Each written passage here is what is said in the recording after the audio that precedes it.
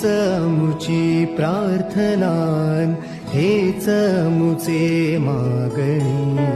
हीच मुची प्रार्थनान, हेच मुचे मागणी.